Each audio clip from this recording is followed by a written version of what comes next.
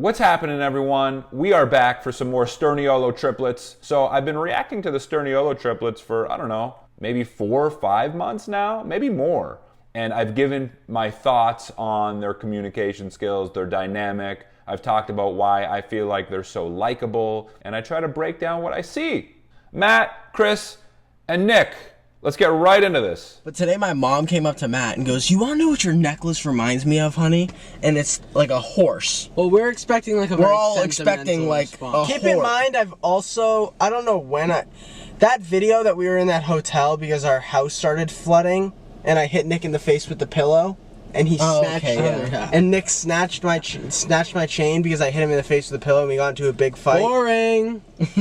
I like the energy in this video right away. Like the boys seem to be getting along better than usual. I'm getting good vibes, and I feel like Matt's kind of more in his comfort zone here than a lot of the videos that I've seen him in. Like he just seems more comfortable to speak. He seems more at ease. He seems less anxious maybe. And maybe perhaps that's why Nick felt a little bit more comfortable kind of getting on him about his story being boring, because he senses Matt's just a little bit more confident right now. He's feeling a little better right now, so he can take it. Boring. Heard it. So there might be an awareness there on Nick's behalf. And I think a lot of these guys are in tune in that way. Hey, if this person's not feeling as good, maybe I won't rip on them as hard. Like they know each other's limits and boundaries. And I think having the subject on their mom is a good sort of moment for them to all kind of bond and laugh over. You know what I mean? Like it's just something they can all relate to and be a part of. So yeah, loving the energy off the bat from these boys. Normal at PF Chang's because I think it's a Boston As opposed exclusive. to what? Like, do you think like not I every? think that horse is Matt's just fair. saying every PF Chang's doesn't have a beautiful story. No, I'm saying if that No, restaurant... North Shore Malls, there's a horse outside the PF Chang's. Oh, so it might be a PF Chang's. There we go. Because in my... Boys doing some serious research here. We're getting deep about if the horses are a part of PF Chang's or not. Right, and this is part of why these guys work so well and why so many of us love these guys. They're willing to go deep on subjects that seem completely innocuous. Every PF Chang's doesn't have a beautiful story. No, So I think a big part of the appeal is we're watching these guys have a real conversation. Like it doesn't matter how stupid the topic may seem. They're not really concerned about that. It's like, this is how this conversation would really unfold if the cameras weren't on them. And that's what makes it enjoyable for the viewers. Like for us, the more authentic it feels to us, the more we're drawn in. And they're genuinely interested in talking about this as well. Like this isn't just made up for the camera. This isn't just made up because they're like, oh, we think they'll think it's interesting. No, we can sense their genuine curiosity about it. It's not fake. I had something to say like 5 Well, minutes spit ago. it out so that I can tell my story. No, go ahead. Go ahead. You were stuttering for 10 minutes. Yeah, I for didn't real. stutter once. Okay, it doesn't matter. I'm interrupting you, and I'll own it. I'm interrupting you, and I don't care.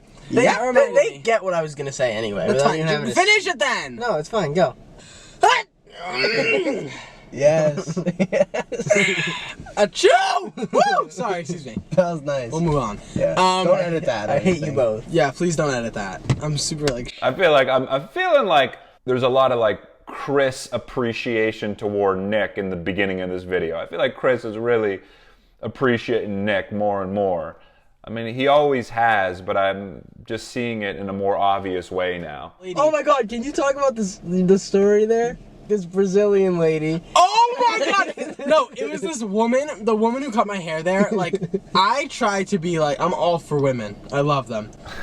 This woman had breast implants for sure. Not that this is like a bad thing. It's just critical to the story, so that's why I'm bringing it up. Like, usually I wouldn't talk about a woman's breast, but it has to go with the story. Here's why I think Matt's in a better place in this video. I just feel like he's just more engaged as a whole. You know, sometimes he won't actually like turn back and look at Nick, I've noticed. Sometimes he'll kind of just remain in his seat. And I feel like he's turning back here. He's looking at Nick. He's asking questions. He just feels like much more present and much more at ease. And as she was cutting my hair, she was getting so close to me while cutting my hair that like her boobs were like resting on my neck and back and shoulders and head. And like she just kept going around me cutting parts of my hair. There was boobs all over me. Oh, That's awesome. kill me. And I got a bad haircut out of it, so. That's awesome. Ooh, who do I just jinx with? Did I just jinx with Matt? It killed me. And I got a bad haircut out of it, so. That's awesome. No, I jinxed with Chris. That is awesome. Great story. If you took medicine that kept you alive, and it was the last one, and I took it. What does that That's even not mean? Medicine that keeps you alive. That's a fucking $1 sweet tea from McDonald's. No, but I'm just What saying. does that even mean? It's just saying, like, if you take the last of something, you can't give someone it back. But if you took a middle sip, I wouldn't hate it. You just took another sip. I could go drive. You took a I could sip drive after to McDonald's. It wasn't Where the last fuck one. did you get your balanced break, dude? Chris, I think, is just like the most easily distracted by something else, you know? He sees something new that comes up, like, boom, I'm commenting on that. McDonald's. It wasn't Where the last fuck one. did you get your balanced break, dude? And Nick will call Chris out, right? Like, Nick's like, chill, dude, it's just sweet tea. It's not medicine. Like, What does that That's even not mean? Medicine that keeps you alive. That's a fucking $1 sweet tea from McDonald's. No. Nick calls out Chris confidently. From everything that I've seen, he's definitely more likely to put Chris in his place, so to speak, than Matt. I think Chris kind of listens when Nick does it. Is Nick the most intimidating brother? Well, it ain't late. Could be expired, but it ain't late. What if it's late? No, we're good. Oh, okay. I just didn't like that. Are you paranoid? No, not anymore. I just read the fucking date. I thought you were scared. Okay, you guys, are you up for the challenge? Yes, go! Okay, I'm just gonna say a word and you have to say the first thing that comes to your mind. Easy. Okay, ready? Yeah, I feel like Nick's kind of, in this specific video, it feels like Nick's like really kind of taking the reins as the leader. And I know I've said that before, like he's a leader in some ways, but from a triplet perspective, I really get in this video that he's showing real leadership vibes in the sense that the guys kind of listen to him. I think he's sort of like dictating the pace of this conversation. And not only can he play middleman really well, but he can put both of these guys in their place, I think the best out of all of them. I think because they may sense that Nick's got this real confidence about himself right now, that they sort of lay off him a little. I think what we're seeing here is just a guy who's like really thriving from a confidence standpoint. I think Nick's feeling himself right now, and that's obviously a great thing. It's Fiji. Motherfucker, it's a U. It's not Fuji. It's Fuji. It's definitely Fuji. Fuji apple. Fuck you! It's Fuji! It's not. Fuji apple. Fuji. Fiji apple. Whoa. Fiji apple. Hold on, it's in Croatian. Hold on. Fiji apple. Just little things like that, I think, are part of what makes Nick funny. Like, a lot of people wouldn't actually say that. They'd just be like, hold on a second, it's in a different language. Like, the fact that he specifically said Croatian, to me, that's funny. Fiji apple. Hold on, it's in Croatian. Hold on. When we're specific with our language, it helps the audience visualize what we're saying so much more clearly. So I think Nick's got that on lock. Like, he's aware of how to be funny by being specific, but I also think that contributes to why I think he's such a good communicator as well. Did you thought it was Fiji too, right? Yeah. I worked at a grocery store too. Fiji's the water. No, I'm the probably place. just confusing it. I don't eat fruit, so I don't know. I saw a TikTok. I have some What do you want? Fuji apple. I think Chris's mind, just the way it works, is part of why this group feels very chaotic, because he's always sort of switching the subject. Whatever comes to mind, I'm just going to blurt out. And that's sometimes why I feel like some people might feel like he's more like the center of attention. So because I'm not holding back, it feels like I need the spotlight right now. But I think just the way his brain operates, if something comes up in his head, he's going to blurt it out. So I think that can probably frustrate Matt at times. I saw a TikTok. I have some. What do you want? But I still do think he's aware when he does it. Thank you. I saw a TikTok and this guy put like a chain around an ATM and then tied it to the front of his truck and then drove away and tried to like pull the ATM away with him. And it got me thinking. Chris is still there for Matt. You know what I mean? Like, just because he got distracted and just because he didn't acknowledge that he was going to say something doesn't mean he's not going to listen to him in the future. Like, he's still there for him. He's still there. The quicker Matt gets over his frustration of Chris getting distracted, the easier it is. Notice how he was frustrated for like 2 seconds, What do you want? and now he's like kind of picking up on his story. Thank you. I saw a TikTok. How much money is in an ATM for you to really want to like steal? Not that much. There's gotta be like minimum or max like 10K in an ATM. I'm thinking less. I'm thinking like 6,000 max. What is the average ATM money inside? No, they're gonna think you're gonna steal it. Nick, what are they gonna do about it? Stop How you, the much government? money? But I like when Matt contributes like that. Like, I like that question he asked. And I like the way he brought up that story. It was calm, it was chill. He speaks at a different pace than these guys, right? Like Nick and Chris are spitting things out way quicker. Matt just operates differently. I think he's just naturally, again, he's just a little bit more laid back. And I think this is him really being himself here. Like I said, I think he is more at ease here. This is where he's more comfortable speaking at this pace. And maybe at the beginning when I saw his videos where he was more like abrasive, combative, and seeming to be confrontational, maybe that wasn't Matt feeling good, feeling comfortable. Maybe in those moments he was feeling anxious and he was trying to sort of match their energy. Matt's got to find his own energy. He's got to find his own pace. If you steal it and then you're bailed, to be bailed, that was like $4K. You know, wanna know what? Profit. You're still in the profit. like money heists. No, and you're shit not. Like They take the money back. you know, like money heists and shit. You're actually dumb as shit for that. Go You ahead. know, like money heists and shit like that, like banks with like the big safes and all that shit.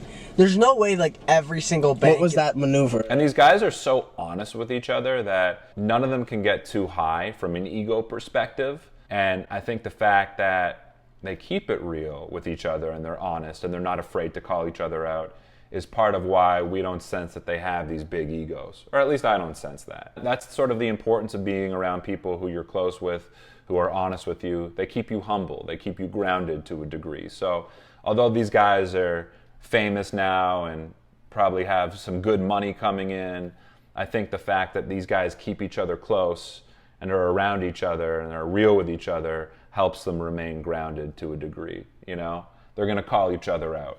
It's like the crank of the vault. Okay, just wanted to make Let me go back. Heists and shit like that, like banks with like the big safes and all that shit. There's no way like every single bank. What was that maneuver there? It's like the crank of the vault. Okay, just wanted to make sure. It for me, it's like I really thought about this. Like, you know how like in the dark. See, when Chris listens to Matt a lot of the time, and he's doing it now, he's almost like looking. He's looking to tease him. He's looking to make fun of him. The big safes and all that shit. What was that maneuver there? This is part of their playful behavior, right? This is part of their dynamic, and this is part of their way of showing affection toward one another, especially Chris toward Matt here. Whether it's a word that he slips up on, or a movement, or a gesture that he makes, like he's looking to kind of make fun of him. He's looking to tease him. But I feel like with Matt, when he's listening to Chris, Matt's more interested in like listening honestly so he can laugh and bond with Chris. Now I know Chris will do that with Matt too, but I think just in general, Chris often will listen with the intent to tease more, And again, I think that's Chris's way of being playful and showing love, whereas Matt's way of showing love is more like appreciating the humor, connecting by honestly listening and appreciating what the other person has to say. Like you could, like if I had $1,000 in my hand or like 2,000 in the bank, I would flex the 1,000 because it's just like there. Yeah. Like you're holding it, like ooh, $1,000. Then 2,000 like oh cool. Does that make sense? Yeah, but like I don't know. I feel like 10K is not worth. I feel trying to bad rob though an because ATM. I never have cash anymore. See, like Matt's in the middle of his point, but Chris has a thought, so Chris is going to express that thought. It's very hard for Chris to hold back a thought when it comes up in his head. 10K is not worth. I feel trying to bad rob an though ATM. because I never have cash anymore. Like Matt's much more patient in that way. Matt has a thought, he filters it. Am I going to say it? Am I not going to say it? I'm not going to interrupt this person. Like Chris is just boom. He's got a thought, he's saying it. In The Dark Knight, like the opening scene where they're like getting all the money in the duffel bags and all that stuff. Give me some Fuck off. apples. Yes, I You know do. what I mean? There's no way every single bank in the world has like those like giant racks of just money. Matt's like, you know what I mean? Like Matt called out Chris because he wanted to know if Chris was really listening to him, right? He wanted to make sure that Chris was paying attention to him. So he's like, you know what I mean? Give me some Fuck off. apples. Yes, I You do. know what I mean? Chris senses like, okay, Matt really like needs my acknowledgement in this moment, so I'm gonna let him know that I'm listening. I think that means a lot to Matt, just having Chris say, hey, I hear you, I'm with you, I think Matt needs that because, again, it's, you know, he's not the type of guy who's going to like spit things out as quickly. You know, it's a little bit more difficult for him when they're just like firing off conversation. Great video. I'm very happy with what we just talked about, and I enjoyed it. Yeah, can I have a Fuji apple crisp? You're a fucking moron. I said it right. Yeah, but you're just a fucking moron. Fuck you. Nick, you a little hot tamale, aren't you? Yeah, and they can switch in and out of just saying fuck you to each other and then kind of like complimenting each other and be like, Nick, you a hot tamale, aren't you? But you're just a fucking moron. Fuck you. Nick, you a little hot tamale, aren't you? Right? That's the beauty of the dynamic as well. Like in 1 second, it's just like, fuck you, shut your mouth. And the next second is like, your muscles look incredible. You know, that's love right there, isn't it? Isn't it? Can I have one? You can fuck off. There you go. And they know it's love, and that's the beauty of it, right? Like, that's why they can get real with each other, and that's why, in part, why we love them so much, is because at the end of the day, we know they love each other, so whatever they say isn't malicious. These boys are brothers. It's all love. So they can be as honest as possible with each other, as harsh as possible with each other, and it's never that deep. And we as an audience get to see the realness. We get to see the sort of honesty play out. And that's what we really connect with. And that's why a lot of people probably feel like they know these guys well. It's because when they're around each other, they bring out the authenticity in each other and their personalities. So we get to witness that firsthand. And then what you saying, how you miss me? I know that they just started their podcast as well, so good on them. Obviously, they'd be perfect for a podcast. This is essentially what they're doing right now is a podcast, right? I hope you enjoyed that reaction and analysis. If you want to watch my uncut reaction, you can go straight to my Patreon page. The link is in my description below. Other than that, my name is Max. I will catch you soon. Peace.